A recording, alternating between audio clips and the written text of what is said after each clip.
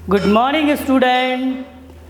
देखिए बेटा, पिछले वाले टॉपिक पे हमने पढ़ा था न्यूटन्स लॉ ऑफ मोशन के बारे में। न्यूटन्स लॉ ऑफ मोशन में पढ़ा था हमने, मोशन को थोड़ा सा हल्का सा एक्सप्लेन करा था और उसमें ये देखा था मोशन का कॉज हमने बताया था फोर्स। तो इसका मतलब है कि जब फोर्स लगेगा तभी क्या होगा, मोशन होगा। तो उस आधार पे न्यूटन ने 3 लॉ दिए। 3 लॉ में जो उनका पहला लॉ है, तो मैंने आपको बोला था कि हम इसमें किसकी बात करेंगे, फोर्स की बात करेंगे। अब आ जाते हैं न्यूटन का फर्स्ट लॉ। न्यूटन का पहला लॉ कहता क्या है? न्यूटन का पहला लॉ ये कहता है, फोर्स की बात कर रहा हूँ मैं, कि एक बॉडी यदि रेस्ट में है, if a body is rest remain in rest, एक body is rest remain in rest, क्या रहेगी? रेस्ट पे ही रहेगी। एक बॉडी यदि रेस्ट में है तो रिमेन इन रेस्ट, और एक बॉडी यदि मोशन में है, यदि वो मोशन में है रिमेन इन मोशन रहेगी। किस में रहेगी? मोशन में ही रहेगी, जब तक का उस पर कोई क्या ना लगे, एक्सटर्नल फोर्स ना लगे। मतलब जब तक का यदि हम उस पर एक्सटर्नल फोर्स नहीं लगाएंगे, बाहर से कोई फोर्स नहीं लगाएंगे, तब तक हम ये कह सकते हैं, एक्सटर्नल फोर्स नहीं लगाएंगे तब तक हम ये कह सकते हैं कि बॉडी किस में रहेगी, उसी स्टेट में रहेगी। मतलब यदि वो रेस्ट में है तो रेस्ट में रहेगी, मोशन में है तो मोशन में रहेगी, until N external force is not applied. अब देखिए बात क्या हुआ, देखिए जैसे ही ब्लैक बोर्ड रखा हुआ है, this body is rest remain in rest, ये क्या रहेगी? रेस्ट में रहेगी, जब तक का मैं इसको बाहर से कोई फोर्स नहीं लगाऊं, कि मैं इसको क्या ना करूं, पुश ना करूं। यदि मैं इस ब्लैक बोर्ड को पुश करूंगा तो ये मूव करेगा, रेस्ट को मूव करेगा। तो वही चीज़ कह रहा है कि यदि बॉडी रेस्ट में है तो रेस्ट में ही रहेगी, मोशन में है मतलब मूव कर रही है तो मूव ही करते रहेगी। अब इसके लिए मेन कंडीशन ये आ जाती है कि जिस सरफेस पे वो मूव कर रही है, तो उसमें इसमें न्यूटन ने ये मान लिया, वो बहुत ही सरफेस कैसा होना चाहिए, सरफेस उनने क्या मान लिया, आपका स्मूथ सरफेस होना चाहिए। स्मूथ सरफेस का मतलब क्या हुआ? स्मूथ सरफेस का मतलब हुआ कि उस पर फ्रिक्शन फोर्स नहीं लगना चाहिए, नो फ्रिक्शन फोर्स। क्योंकि यदि फ्रिक्शन फोर्स लग गया तो न्यूटन का लॉ तो लगेगा ही नहीं, क्योंकि न्यूटन के लॉ में उसने यही बोला कि बॉडी रेस्ट में है तो remain in rest, if A motion remain in motion until N external force is not applied. और यदि यहाँ पर यदि हमने स्मूथ सरफेस नहीं लिया है तो उसमें क्या लग जाएगा, फोर्स लग जाएगा, और फोर्स लगने की वजह से वो मोशन पे नहीं रहेगी। इसीलिए आपने देखा होगा कुछ टाइम के बाद जब हम बॉल को किक करते हैं तो थोड़ी देर के बाद वो रुक जाती है, ठीक है। या हम किसी लट्टू को ऐसे मूव कराते हैं तो थोड़ी देर तक वो घूमती है, और थोड़ी देर घूमने के बाद होता ये है कि वो रुक जाती है, नीचे इसका फोर्स लग जाता है, फ्रिक्शनल फोर्स, ठीक है। तो ये हुआ न्यूटन का फर्स्ट लॉ। तो न्यूटन के फर्स्ट लॉ में हमने ये देखा, क्या देखा? हम ये देख रहे हैं कि कोई बॉडी रेस्ट में है तो रेस्ट में रह रही है, मोशन में है तो मोशन में रह रही है। इसका ये मतलब हुआ, इसका मतलब ये हुआ बॉडी की कुछ ऐसी प्रॉपर्टी है कि वो क्या चाह रही है, रेस्ट में है तो रेस्ट में ही रहना चाह रही है, और मोशन में है तो मोशन में ही रहना चाह रही है। इसका मतलब इससे निकल के क्या आया कि हमने कहा कि बॉडी की कुछ क्या है, प्रॉपर्टी है जो वो चाह रही है कि रेस्ट में हो तो रेस्ट में रहे, और मोशन में है तो मोशन में रहे। ठीक हो गया? तो इस प्रॉपर्टी को हम क्या बोलते हैं? इस प्रॉपर्टी को हम बोलते हैं इनर्शिया। इस प्रॉपर्टी को हम क्या बोलते हैं? इनर्शिया। किसकी प्रॉपर्टी को? उस बॉडी की प्रॉपर्टी को हम क्या बोलते हैं? इनर्शिया बोलते हैं। तो इनर्शिया क्या हुआ? Inertia is the inherent property of a body. Body की वो प्रॉपर्टी जिसके कारण वो यदि रेस्ट में है तो रेस्ट में रहेगी, और मोशन में है तो मोशन में रहेगी। ये कहलाता है inertia. Inertia is the property of a body which want to remain in same state until an external force is not apply. मतलब सेम स्टेट मतलब if rest remain in rest, if motion remain in motion, rest and motion are called the state. ठीक है। It is called the state, ये उनकी क्या कहलाती है, state कहलाती है कि यदि वो रेस्ट में है तो रेस्ट में रहेगी, मोशन में है तो मोशन में रहेगी। अब बात ये आती है कि इनर्शिया क्या हुआ। इनर्शिया हमने कहा कि बॉडी की वो प्रॉपर्टी है जो कि ये चाहती है कि यदि वो रेस्ट में, वो अपने स्टेट को चेंज नहीं करना चाहती है। क्या है, do not change the state, do not change the state, state change नहीं करेगी। स्टेट क्या हुए, दो हुए, रेस्ट का और मोशन का, ठीक है।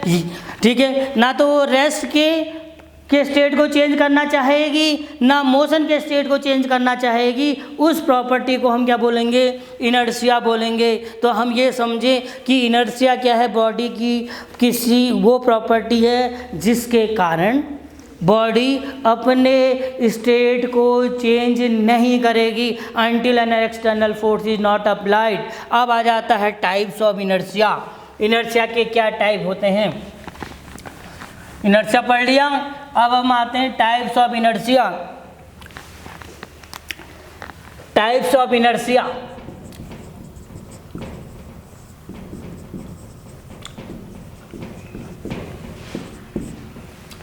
Inertia is 3 types. इनर्शिया कितने तरीके का होता है, 3 तरीके का होता है। क्लासिफाइड कर लेते हैं, 2 तो हमने पढ़ ही लिए, एक रेस्ट हो गया, एक मोशन हो गया, और तीसरा हो गया डायरेक्शन। तो रेस्ट में हम जब बात करते हैं तो रेस्ट का वही एग्जाम्पल हुआ कि वो चाहेगी क्या करे, रेस्ट में रहना चाहिए। इसके क्या होता है बेटा, देखो एग्ज़ाम में इसका 11th क्लास के बच्चों ये देख लीजिए, एग्ज़ाम में पूछा जाता है, इसके जो है एग्जाम्पल्स पूछे जाते हैं कि एग्जाम्पल इस तरीके से पूछा जाता है, जैसे आपसे कह दिया कि एक पर्सन जो क्या हो रहा है, गाड़ी पे बैठ रहा है, गाड़ी रुकी हुई गाड़ी है, बस है, और उस पर क्या कर रहा है, गाड़ी ने चलना स्टार्ट करा तो क्या होगा, या चलती हुई गाड़ी है वो अचानक ब्रेक लग रहे हैं और रुक जा रही है, तब उस पर कौन सा इनर्शिया लग रहा है या क्यों हो रहा है, ऐसा क्यों हो रहा है बताइए। या थर्ड हो गया कि आपका जब हम गाड़ी मोड़ पे जब हम टर्न करते हैं तो हम दूसरे साइड की ओर को झुक जाते हैं जहाँ को गाड़ी मूव कर रही होती है। तो तीनों के केस में ये है कि जब गाड़ी आपकी मूव कर रही होती है, ठीक है, और a person is sitting on a बस, जब कोई आदमी किसी बस पे बैठा हुआ है और बैठने के बाद गाड़ी अचानक से चलना शुरू करती है, तो हम देखते हैं कि बस का पोजीशन आपकी रेस्ट से मोशन में आ जा रही है, लेकिन हमारे जो lower portion of our body है, हमारी लोअर पोर्शन ऑफ बॉडी जो होती है वो किस में होती है, मोशन में आ गई होती है, लेकिन अपर पोर्शन हमारा रेस्ट में होता है, जिसके कारण हम कहाँ की ओर को, पीछे की ओर को गिर जाते हैं। या जैसे कारपेट है, जब कारपेट को हम बीट करते हैं तो उसमें क्या होता है, कारपेट मोशन में आ जाता है, लेकिन कारपेट में जो आपके धूल के पार्टिकल होते हैं वो क्या रहते हैं, रेस्ट में रहते हैं, जिसकी वजह से वो क्या हो जाता है, कारपेट से अलग हो जाते हैं। This is the example of rest का, इनर्शिया ऑफ रेस्ट का एग्जाम्पल है। या एक और देख लेते हैं, इनर्शिया ऑफ मोशन का, इनर्शिया ऑफ रेस्ट का एग्जाम्पल एक और देख लेते हैं। जैसे कोई पेड़ है, पेड़ पे फल लगे हुए होते हैं और हम उसको जोर से हिलाएं तो हम देखते हैं कि पेड़ के जो ब्रांचेज होते हैं वो मोशन में आ जाते हैं, और मोशन में आने की वजह से लगी जो फ्रूट्स हैं वो रेस्ट में रहते हैं, तो वो उसका रेस्ट वो क्या करता है, अपोज करता है, जिसकी वजह से वो कहाँ हो जाते हैं, नीचे गिर जाते हैं। तो these are the example of inertia of rest. ऐसे एग्जाम्पल आपसे पूछे जाते हैं। ऐसे मोशन का एग्जाम्पल देख लीजिए, बस वाले में लेके चलें कि यदि बॉडी मूव कर रही है और अचानक हम ब्रेक लगा दें, ठीक है, अचानक मोशन से रुक जाते हैं, तो क्या होता है, हम देखते हैं हम कहाँ की ओर को मूव कर जाते हैं, आगे की ओर को गिर जाते हैं सडनली, क्योंकि हमारी बॉडी मोशन में होती है और बस क्या हो गई है, रुक गई है, लेकिन हमारी बॉडी अपोज कर रही है उसका, इसलिए हम आगे की ओर को गिर जाते हैं। ऐसे ये आपका मोशन का एग्जाम्पल हो गया। And the last one is the inertia of direction. Inertia of direction की जब हम बात करें, इसका सिंपल सा एग्जांपल देख लीजिए आप। जब कोई गाड़ी टर्न करती है अचानक, हम ऐसे टर्न करेगी तो हम अपोज करेंगे, हम तो सेम डायरेक्शन में जा रहे होते हैं, तो अचानक हमें क्या होता है, हम इस साइड की ओर को, अपोजिट साइड की ओर को गिर जाते हैं। तो this is the example of direction का। डायरेक्शन का एक एग्जांपल और है, जब हम ये देखते हैं कि मड गार्ड लगा होता गाड़ी के पीछे, ठीक है, जब आपकी व्हील में आपका मड लगी होती है तो वो क्या करता है, एक डायरेक्शन में क्या होता है, उसको फेंकता है, मड को फेंकता है। This is also the example of inertia of direction. अब ये हमने आज तो पढ़ लिया इनर्शिया ऑफ डायरेक्शन। आज इस टॉपिक पे मैं ख़त्म करूँगा, this is the last topic. वो टॉपिक होगा हमारा लीनियर मोमेंटम। जब हम लीनियर मोमेंटम पढ़ लेंगे तब हम न्यूटन का सेकंड लॉ पढ़ेंगे। तो नेक्स्ट उसमें हमारा न्यूटन का सेकंड लॉ होगा। न्यूटन का सेकंड लॉ होने से पहले हम आते हैं लीनियर मोमेंटम। मूवमेंटम क्या मतलब हुआ? मोमेंटम, मूव करना। कौन मूव करेगा? कोई बॉडी। मोमेंटम हो रहा है लीनियर मोमेंटम। लीनियर का मतलब स्ट्रेट लाइन में,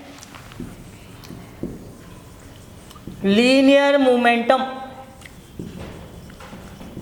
जब हम लीनियर मोमेंटम की बात करते हैं तो लीनियर मोमेंटम में क्या होगा कि कोई बॉडी मूव करेगी, ठीक है। मोमेंटम मतलब मूव करना, कोई बॉडी मूव करेगी। If a body move then it have a velocity, उसके पास क्या होगी? वेलोसिटी होगी। मान लो एक बॉडी है तो इसमें मूवमेंट हो रहा है तो इसकी कुछ वेलोसिटी होगी, हम वो वेलोसिटी को v बोल देते हैं। और इस बॉडी का यदि मैं मास m बोलूं तो ये दो फैक्टर, कौन से दो फैक्टर? बॉडी का मास और बॉडी की वेलोसिटी, ये दोनों क्या होता है? मोमेंटम का कारक होता है। The cause of momentum is the mass and velocity.